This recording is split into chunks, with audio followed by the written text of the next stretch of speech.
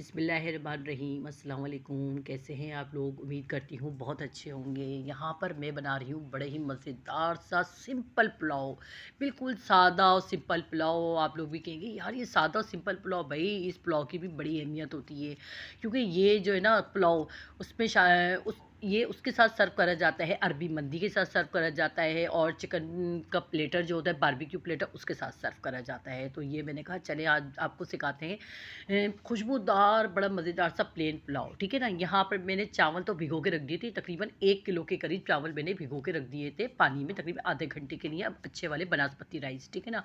یہاں پر میں نے پتیلی کے اندر لیا ہے آئل، ٹھیک ہے نا، آئل لیا ہے، اور آئل کے اندر ڈالا ہے میں نے زیرہ۔ زیرے کے بعد میں ڈالوں گی تقریباً کمپلیٹ گرم مسالہ، تاکہ یہ پلاؤ نا ہمارا بہت زیادہ خوشبودار بنے۔ تو کمپلیٹ گرم مسالے میں بادیانی کے پھول، جس کو آپ شاید میرے خیال میں شاہ پھول بھی کہتے ہیں، یا اور مجھے نہیں پتہ اس کے نام، لیکن یہ کہ بادیانی کے پھول، اور کالی مرچیں، اور بڑی الائچی، چھوٹی الائچی، اور جائفل جوتری، اور دار چینی، اور تیز پات کے پتے، یہ دیکھیں نا۔ اور اچھا کالا زیرہ اور وائٹ زیرہ دونوں ڈالیے گا، ٹھیک ہے نا، کالا زیرہ وائٹ زیرہ دونوں ڈالے ہیں میں نے۔ اچھا یہاں پر میں نے بھیگے ہوئے چاول تھے، چاول بھی ڈال دیے ہیں یہاں پر میں نے۔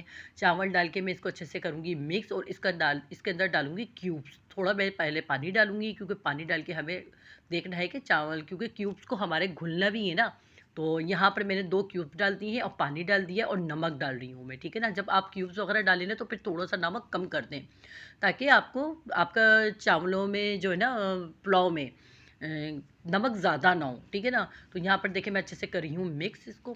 اچھا گرم مسالے کی خوشبو کو یہ بہت اچھے چاول بنتے ہیں، اور پھر جب چکن کیوب ڈل جاتے ہیں نا تو وہ اور ٹیسٹ اس کا دوبالا ہو جاتا ہے، بہت زیادہ اچھا ہو جاتا ہے۔ تو یہاں پر دیکھیں میں نے اچھے سے کر دیا ہے مکس، اور اب اس کو ڈھک دیا ہے، پانی خشک ہو جائے گا تو پھر ہم اس کو دم پہ لگائیں گے، ٹھیک ہے نا۔ تو یہاں پر میں نے اس کو ڈھک دیا تھا، تو یہاں پر دیکھیں پانی خشک ہو چکا ہے، ٹھیک ہے نا، پانی خشک ہو گیا ہے۔ اب ہم اس میں ڈالیں گے زردے کا رنگ۔ زردے کا رنگ میں نے دہی کی پیالی تھی، تھوڑا سا دہی تھا اس کے اندر، تو میں نے اس کے اندر زردے کا رنگ اور کیوڑا یہ ڈال کے اچھے سے مکس کر دیا تھا، تھوڑا سا ڈال دیا تھا پانی، اور اب دیکھیں میں نے زردے کا رنگ کس طرح سے ڈالا ہے۔